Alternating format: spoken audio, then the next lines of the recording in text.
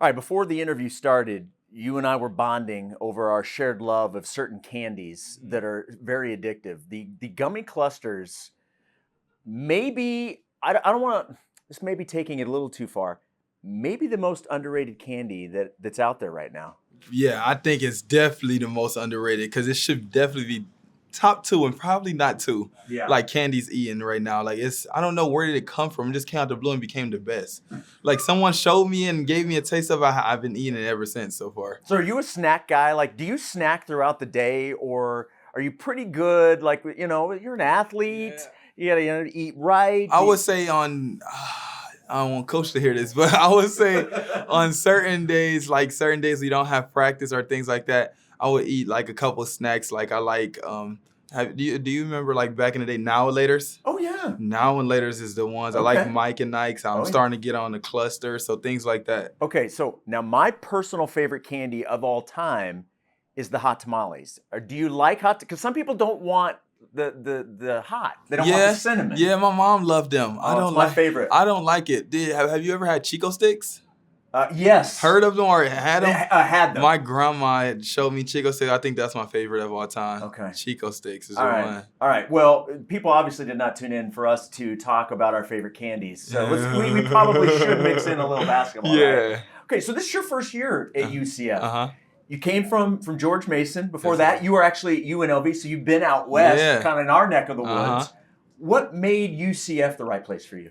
UCF just felt like the right place of just, obviously basketball. You want to play in the Big 12, a conference like this. You want to play against some of the top talent, and then playing for Coach Dawkins. Coach Dawkins is a great coach, and his resume speaks for itself. And he was just someone, when I first got on the phone with him, he just seemed so genuine and authentic and real. And he was gonna be there outside of basketball there for you. Like he was talking about my family, asking how they're doing and things like that. And it just made me feel like, yeah, basketball's gonna handle itself. He's gonna put me in the right positions. He told me that. So that just helped me and made me choose UCF. And I like to get challenged. I want to get challenged on, my offensive game is good, but I want to get challenged on defense. And defense is usually his thing, and he's one of the top teams in defense. So he's challenging me on that more and more each day, even in film sessions, getting on me. So yeah, that was one of the big things for me. Well, and this is, I mean, I've never heard anybody say a bad word about Coach Dawkins. I mean, the guy's the most universally loved, right? Literally. You mentioned though that it was, certainly there's the basketball aspect of it and what he can do as your coach to help you, progress in your career. But it's the relationships that you guys build. Those are the things that are long lasting that you're going to want to take past basketball, right? Yeah, like very long lasting. Like literally the first conversation, it was like, "Hey son, how you doing?" I said, "What's up?" And he was just asking about my family, just how your family doing, what's your dad's name? Like he was just asking about that other than basketball. Other coaches would get straight into basketball and what I can provide for you.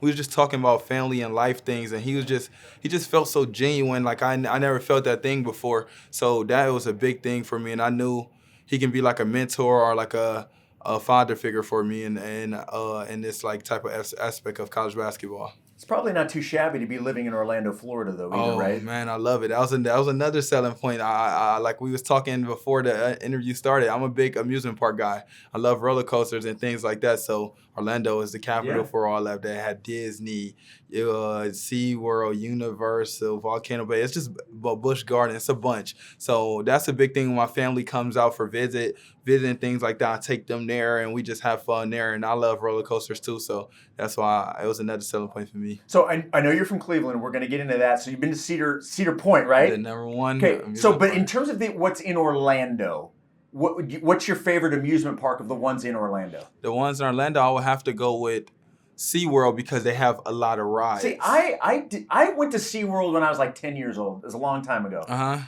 don't remember there being rides there. No, now it's a lot of rides. It's like probably 9 to 10 plus roller coasters there. So like it's not just like VR roller coasters or that things like that say Universal. Yeah. Like when you're a kid, you want to see VR things and stuff like Spider-Man and all that things. But if you were like a grown-up, you want the thrill and like high top thrill. So yeah, I would say SeaWorld is probably the best one. My favorite roller coaster in Orlando is Volcano Bay at Universal. Velocicoaster. Okay. Velocicoaster. It goes like 100 miles per hour. I love that one. So from Cleveland.